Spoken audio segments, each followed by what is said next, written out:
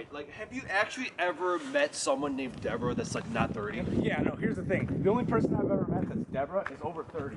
So my theory is that they probably were only named Deborah after the 30th birthday. Because honestly, you probably have like a normal name, like, Debbie or Donna or, something like normal that you wouldn't think is... Hey! Hey! Right, like, have you actually ever met someone named Deborah that's like not 30? Yeah, no, here's the thing. The only person I've ever met that's Deborah is over 30.